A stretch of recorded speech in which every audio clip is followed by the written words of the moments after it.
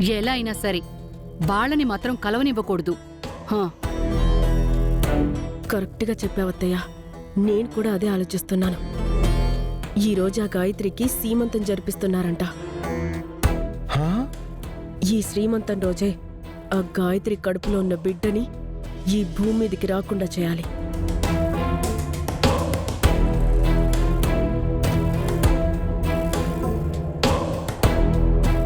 సీమంతం చేస్తూ సంబరపడిపోతూ మొత్తం కుటుంబాన్నే ఏకం చేయాలని, ఆ త్రిపుర కళని కలలాగానే ఉండిపోయేలా మనం చేయాలి.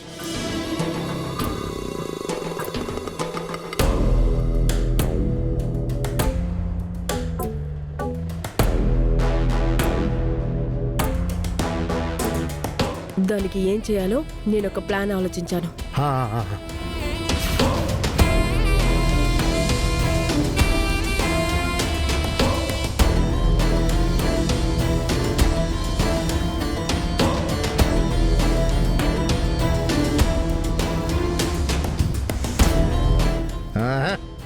హ్మ్.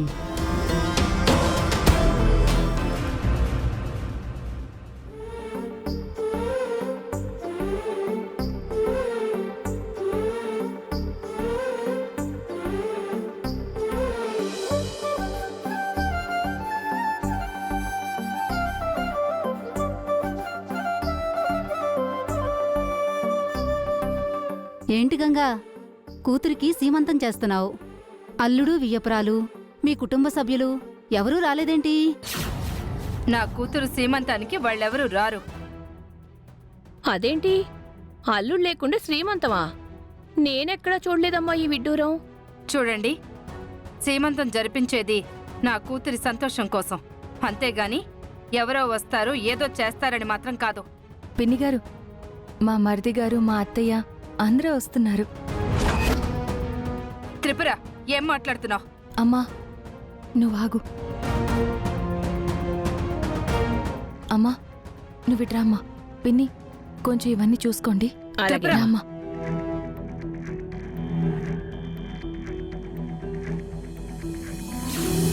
అయినా వాళ్ళందరూ రావడం ఏంటే? వాళ్ళకెవరు చెప్పారు? నేనే చెప్పానమ్మా.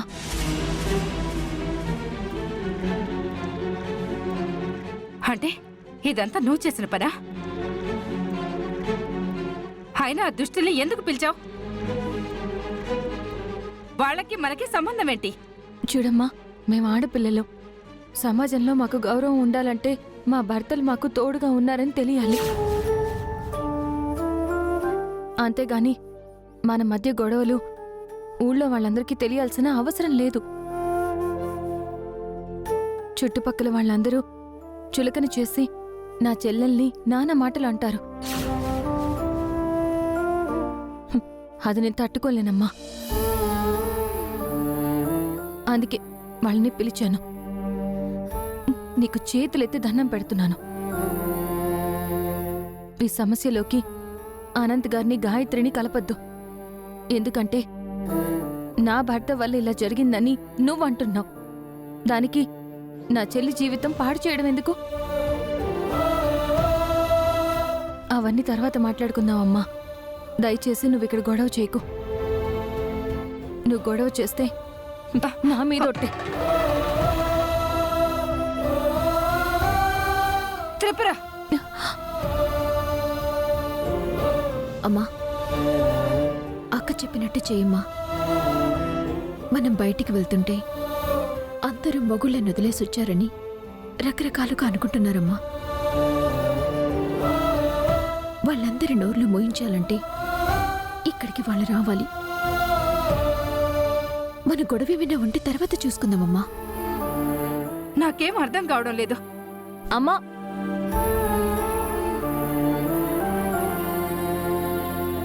అక్క, అమ్మేం గొడవ పడదు కదా? లేదు గాయత్రి, అమ్మేమీ మాట్లాడదు. నేను చూసుకుంటాను. నువ్వేమీ టెన్షన్ పడకు. ఉం?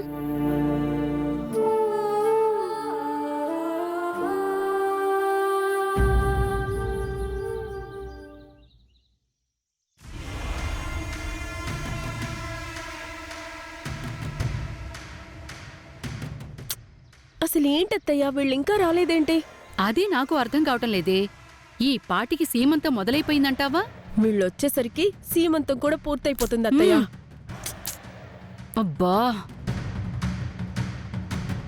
అత్తయ్య హ్మ్, తీసుకొచ్చారా? తీసుకొచ్చాను. ఇదిగో నువ్వు అడిగిన స్వీట్ బాక్స్. ఈ స్వీట్స్లో పాయిజన్ కూడా కలిపా. ఇది కనుక గాయత్రి తిందంటే మటాషే. ఒరేయ్, ఈ ప్లాన్ అయినా కరెక్ట్గా చేయగలుగుతారా? చూస్తారు కదా మావయ్య, ఈ ప్లాన్ ఖచ్చితంగా వర్కౌట్ అవుతుంది.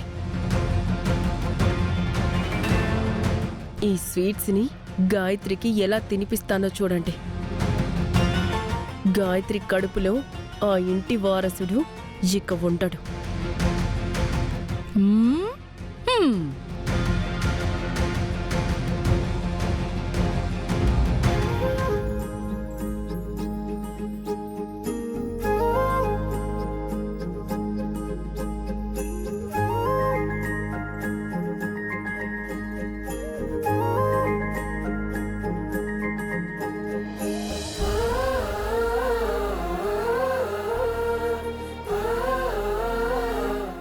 అత్తయ్య రండి.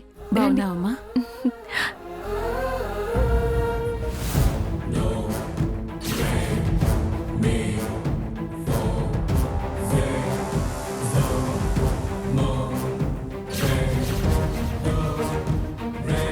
అసలు వీళ్ళని పిలవడమే తప్పు. ఈ త్రిపుర ఎంత చెప్పినా కూడా వినకుండా వీళ్ళని పిలిచింది. వీళ్ళని చూస్తేనే నాకు కంపరంగా ఉంది. సుందరి, మమ్మల్ని అందరినీ పిలిచినందుకు థ్యాంక్స్.